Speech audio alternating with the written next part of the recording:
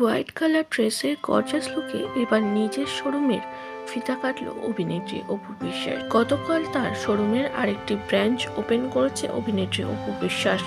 সামনে এই Valentine day, আছে রোজার ঈদ, তাই তো বেশি দেরি আর করলেন না তিনি। নতুন একটি শোরুম ওপেনিং করলেন নিজে হাতে, এবং যেখানে তাকে হোয়াইট কালার গর্জাস ড্রেসে দারুণ লুকে দেখা গিয়েছে। বলেছে কিছু কথা, একটা সময় ফিতা কাটা নায়িকা বলে তাকে অনেকেই অপমান করেছে, এবং ইন্ডাস্ট্রিতে অনেক নায়িকারাও তাকে নিয়ে নাক গজিয়েছে, অথচ আজ তারাই সেই পথে হাঁটছে।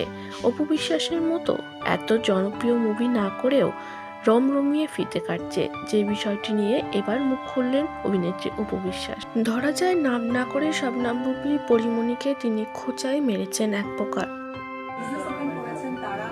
সকলেই মিলে তো আমার সংখ্যাটা বেড়ে গিয়েছিল। একটা মহল আমাকে বলেছিল, আমি এটা কখনোই কষ্ট নিই, কারণ আমি জানি যারা সিনেমায় অভিনয় না করে এত ব্যস্ত সময় না পার করেও কিন্তু তারা ওপেনিং করছে বা ফিতা কাটছে।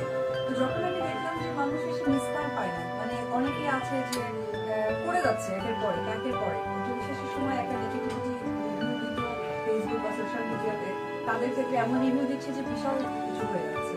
তো এটা আসলে বিষয়টা আমার কাছে মনে হয়েছিল যে এটাই তো হওয়া উচিত। একজন শিল্পী, আপনি খেয়াল করে দেখবেন যে আমরা যখন একটা শুটিং করি, যখন একদম মানে শুটিংটা করার মাধ্যমে আমরা কিন্তু একটা ইমোশন ক্রিয়েট করি, সেটা হতে পারে প্লে, হতে পারে মেসেজ, সেটা যখন স্ক্রিনে আসে তখন কিন্তু সেটা দেখে দর্শকের একটা ভাইবস তৈরি হয়। তো এটা একটা শিল্পী বলতে পারি, শিল্পীর সত্তা। তো আমি তখন মনে হয়েছিল যে ওপেনিংটা কিন্তু আলটিমেটলি সকলেই করবে, আমাকে নিয়ে হাসি ঠাট্টা করছে, আমি কোনো প্রতিবাদ করিনি, আমি করবো না, জাস্ট ওয়েট এন্ড সি, দেখি যারা যারা করেছে, যে মহল থেকে করেছে তারা কি করে। সেন্ড অফ দ্য টাইম তারা আমার থেকে রাইট নাও অনেক বেশি করেছে। তো এটা আসলে আমি কাউকে ট্রিক্স এন্ড ট্রিক করে বলিনি।